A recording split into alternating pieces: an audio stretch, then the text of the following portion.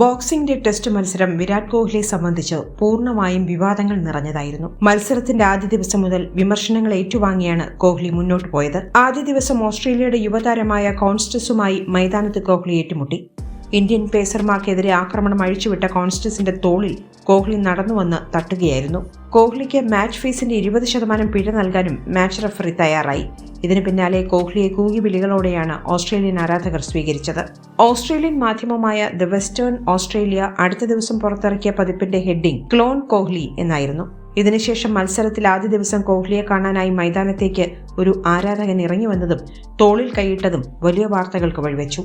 ഈ ആരാധകനെ പിന്നീട് security guard വന്ന് മൈതാനത്തിന് പുറത്തേക്ക് കൊണ്ടുപോവുകയായിരുന്നു. ശേഷം മത്സരത്തിന്റെ പല സമയത്തും കോഹ്ലി ഇന്ത്യൻ നായകൻ രോഹിത് ശർമ്മയ്ക്ക് ക്യാപ്റ്റൻസി തന്ത്രങ്ങൾ പറഞ്ഞുകൊടുത്തിരുന്നു. പലപ്പോഴും കോഹ്ലി ഇന്ത്യൻ ടീമിന്റെ ക്യാപ്റ്റനാവാൻ ശ്രമിക്കുകയാണോ എന്നുപോലും ആരാധകർക്ക് തോന്നി.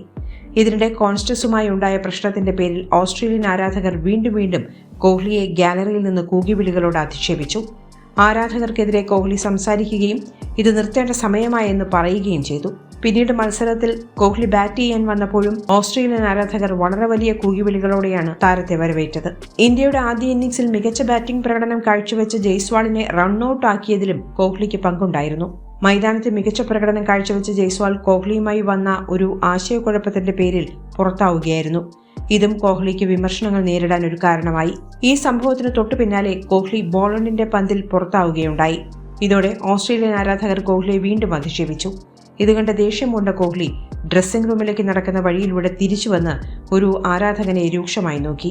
ഇത് കണ്ട സെക്യൂരിറ്റി ഗാർഡ് കോഹ്ലിയെ ആശ്വസിപ്പിച്ച് തിരികെ ഡ്രസ്സിംഗ് റൂമിലേക്ക് എത്തിക്കുകയായിരുന്നു. ഇത്തരത്തിൽ വലിയ സംഭവങ്ങൾ അരങ്ങേറിയപ്പോഴും കോഹ്ലിയുടെ ബാറ്റിംഗിലെ പരാജയമാണ് കൂടുതൽ ആളുകളും ശ്രദ്ധിച്ചത്.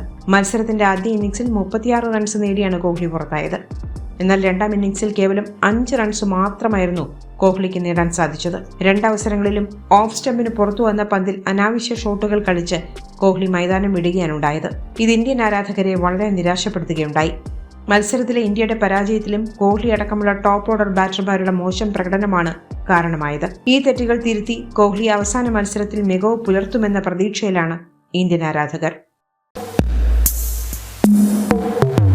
കൂടുതൽ സ്പോർട്സ് വാർത്തകൾക്കും അപ്ഡേറ്റ്സിനും നമ്മുടെ more sports YouTube channel subscribe ചെയ്യുക. ബെൽ ഐക്കൺ ക്ലിക്ക് ചെയ്യാനും മറക്കരുത്.